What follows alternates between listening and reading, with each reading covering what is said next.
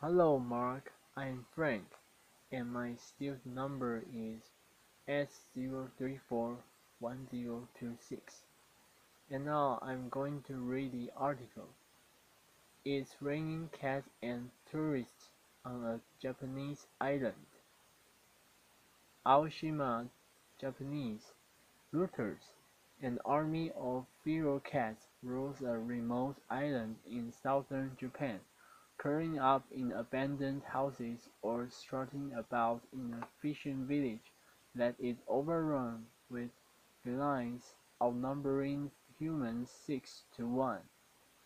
Originally introduced to the mile-long island of Aoshima to deal with mice that plagued fishermen's boats, the cats stayed on and multiplied. More than 120 cats swarmed the island with only a handful of humans for company, mostly pensioners who didn't join the waves of migrants seeking work in the cities after World War II. Aoshima, a 30-minute ferry ride off the coast of Ehime Prefecture, had been home to 900 people in 1945. The only sign of human activity now is the boatload of day trippers from the mainland visiting what is locally known as Cat Island, with no restaurants, cars, shops or kiosks selling snacks. Aoshima is no tourist heaven, but cat lovers are not complaining. There is a tons of cats here. Then there was this sort of cat which who came out to feed the cats, which was quite fun, said 27-year-old Makiko Yamazaki. So I want to come again. The allure of cats is not surprising in a country that gave the world Hello Kitty, a cartoon character considered the epitome of cuteness.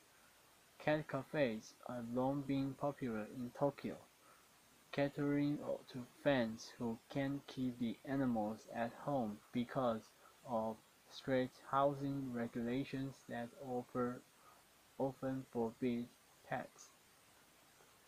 The cats of Aoshima are not too picky, surviving on the rice balls, energy bars, or potatoes that catch of tourists.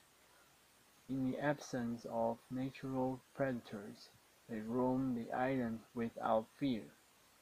Not all the residents are admirers, though. One elderly woman shooed the animals away with a stick when they dug up her back garden. Locals are trying to keep the feline population in check. At least 10 cats have been neutered. Residents haven't taken too kindly to the tourists either. They don't mind them coming, but want to be left in peace. If people coming to the island find the cats healing, then I think it's a good thing, says 65-year-old Hidenori Kamimoto, who ekes out a living as a fisherman.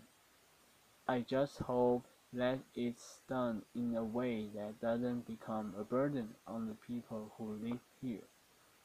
Writing by Tony Larrican, editing by Paul Tate. Thank you for your listening.